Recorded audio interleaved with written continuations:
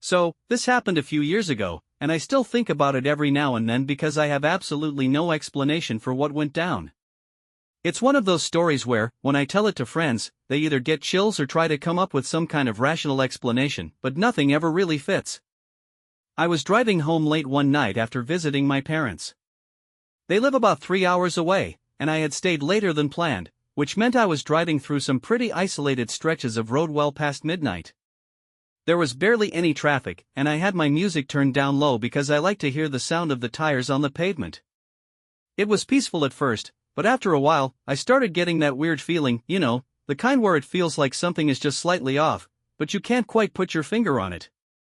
I chalked it up to exhaustion and kept driving, but then I saw something up ahead to taillights, blinking hazard lights. As I got closer, I could make out a car pulled off to the side of the road, a dark sedan, and a person standing next to it. The guy looked normal enough, mid-40s, maybe, wearing jeans and a jacket. He was waving one arm in the air, trying to flag me down. Now, I'm not heartless.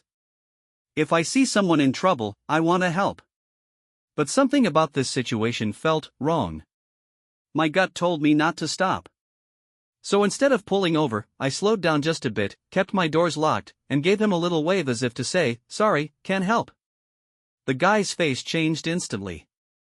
His expression went from distress to something else. Angry? Annoyed? It was a split second of pure intensity that made my stomach drop.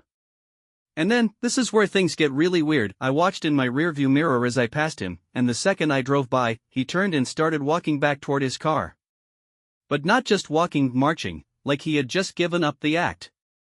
And then, as I was still watching, I swear I saw something move in the shadows behind his car.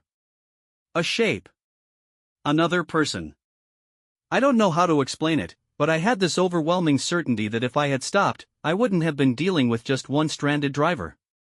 There was someone else hiding, waiting. My whole body went ice cold. I didn't slow down after that. In fact, I did the exact opposite.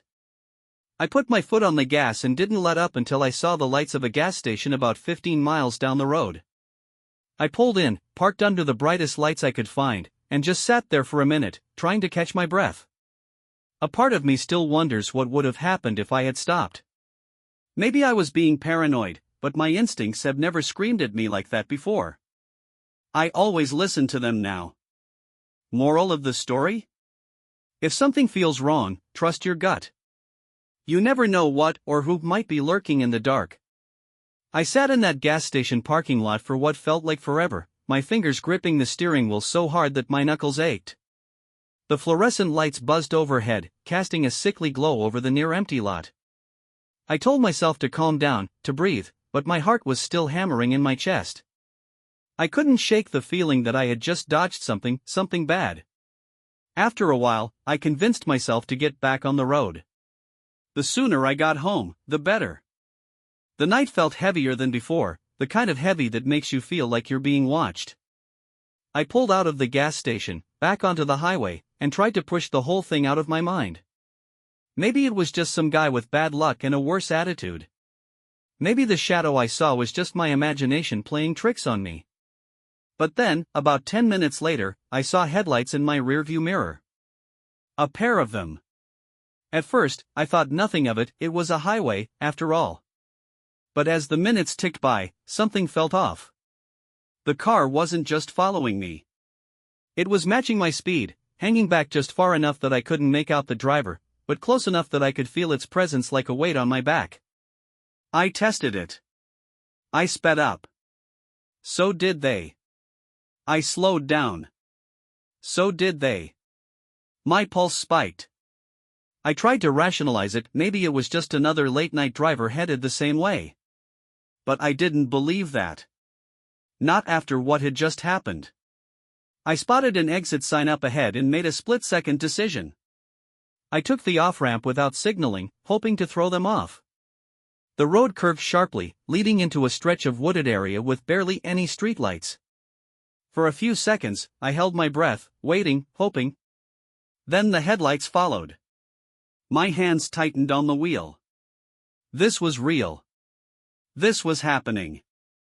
I pushed the gas pedal, winding through the dark back road, my tires skimming the edge of control. The other car kept up, relentless. My mind raced with worst-case scenarios. Who were they? What did they want? Just as I started to panic, I spotted something ahead, a sign for a 24-hour diner. Without thinking, I swerved into the parking lot, barely slowing down before throwing the car into park right in front of the entrance. The diner was almost empty except for a tired-looking waitress and a trucker nursing a cup of coffee at the counter. I jumped out, my breath coming in sharp bursts, and ran inside. The bell above the door jingled, the sound oddly cheerful for how sick I felt. I turned just in time to see the car that had been following me slow down at the entrance. For a moment, I thought they might pull in, but then, just as quickly as they had appeared, they kept driving. The red taillights disappeared into the darkness. I let out a shaky breath and forced myself to sit at the counter. The waitress eyed me, concerned. "Long night?" she asked. "You have no idea," I muttered. The trucker next to me chuckled. "These roads get weird at night. You see all kinds of things out there." I nodded, not really knowing what to say. The coffee in front of me was steaming, but my hands were still cold. Then something outside caught my eye. The diner had large front windows, giving a clear view of the parking lot. And standing just at the edge of the light, barely visible in the darkness, was a figure. It wasn't moving. Just standing. Watching. I swallowed hard. My mind screamed at me to do something, to run, to call someone, but I was frozen. And then, as if sensing my gaze, the figure turned. Slowly. Deliberately. And started walking away, vanishing into the black of the night. I barely slept when I got home that night. And to this day, I don't drive that stretch of road alone anymore. Because I don't know what would have happened if I had stopped that night. And I don't ever want to find out. The next few weeks after that night were a blur. Every time I drove anywhere remotely close to that stretch of road, I'd get an unsettling feeling in the pit of my stomach. I tried to tell myself I was just overreacting, that it was all coincidence, but deep down, something kept gnawing at me. It wasn't paranoia, it was instinct. And it was still telling me that something wasn't right. But life goes on, doesn't it?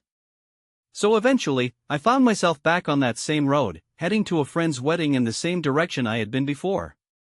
I hadn't driven there in a while, and I couldn't shake the feeling that I needed to confront it just to prove that it was all in my head. Maybe then I'd finally be able to put the whole thing behind me. I left in the afternoon this time, a little more prepared for the darkness that would come later, hoping to avoid a repeat of that strange and unsettling night. As the sun set and the roads began to empty out, my grip on the steering wheel tightened again. Every passing tree, every stretch of road where I remembered the headlights following me, it all felt like I was going back in time, retracing steps into something I couldn't quite explain. I passed the gas station where I had parked last time, and it was oddly quiet. Something felt different this time. It wasn't just the feeling of being watched, it was like the air itself had changed. It was thicker somehow, heavier. As I drove past a small, secluded road that branched off to the left, I glanced over and noticed a car parked on the shoulder. Not a dark sedan this time, but a rusty pickup truck. I slowed down instinctively. The truck was facing away from me, but its engine was running, and I could see a man sitting in the driver's seat, his head bent forward like he was looking at something on the dashboard. I couldn't help myself. I slowed further. I was more cautious this time, but the pull of curiosity was too strong. What was this guy doing out here, this late at night? Was he lost? Was there something going on with this stretch of road that I wasn't aware of? I couldn't stop myself from pulling over. As I did, my heart raced. I didn't want to be that person, didn't want to make the same mistake as last time, but something was drawing me in. I turned off my headlights and parked a few yards behind the truck, the engine humming softly in the cool night air. I got out of my car, my footsteps barely audible on the gravel. As I approached the truck, I noticed the man's features more clearly. He was wearing a flannel shirt, his face weathered with age and dirt, his hands gripping the steering wheel. But he wasn't looking at the dashboard anymore. He was staring straight ahead, not moving. "Hey!" I called out, my voice tentative. Everything okay? His head jerked up, but instead of the expected surprise or relief, there was a coldness in his eyes. A flat, dead stare that sent a chill running up my spine. He didn't speak, just kept his gaze locked on me. I took a step back. Something was off.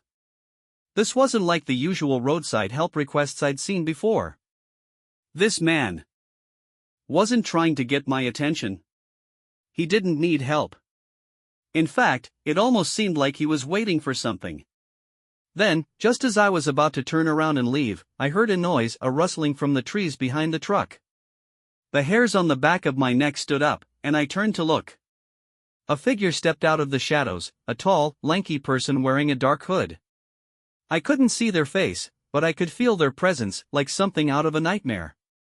My instincts screamed at me to get the hell out of there. I didn't even think. I bolted back to my car, fumbling with the door handle, throwing myself inside, and slamming it shut. My heart was pounding in my chest. The pickup truck revved its engine, and the man in the front seat never once took his eyes off me. The shadowy figure was now moving toward me, slowly, methodically. I didn't know what they wanted, but I knew I didn't want to find out. I put the car in drive and floored the pedal. The tires screeched as I sped off, glancing in the rearview mirror just in time to see the truck following me. The headlights flashed in my mirror, and I could barely make out the figures of the man and the person in the shadows still moving in pursuit. But then, before I could process it, something even more unsettling happened. A sudden flash of headlights appeared in my mirror, bright, almost blinding, coming from behind the pickup truck. Another car.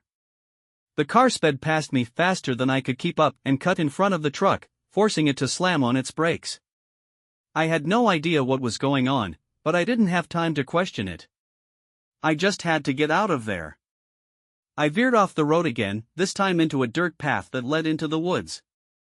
It wasn't a perfect escape route, but I had to try. The forest around me closed in as I raced down the path, dodging tree branches that scraped the sides of my car. And then, as I rounded a corner, I saw something that froze me in my tracks. At the end of the path was a clearing, a wide space where the moonlight seemed to shine unnaturally bright. There was a figure standing in the middle of the clearing, their back to me. A tall silhouette, too still, almost like they were waiting. I slammed on the brakes, skidding to a stop just as the car in front of me turned and started to walk toward me. It was the same figure from the diner. The same person. The one who had been standing in the parking lot, watching. I tried to reverse, but the car sputtered. It wouldn't start. The engine groaned, and I could see the figures approaching. The man from the truck was now standing behind me, his eyes cold and distant. The hooded figure, the one from the clearing, was closer now, walking toward the car, and with every step, the air seemed to get colder.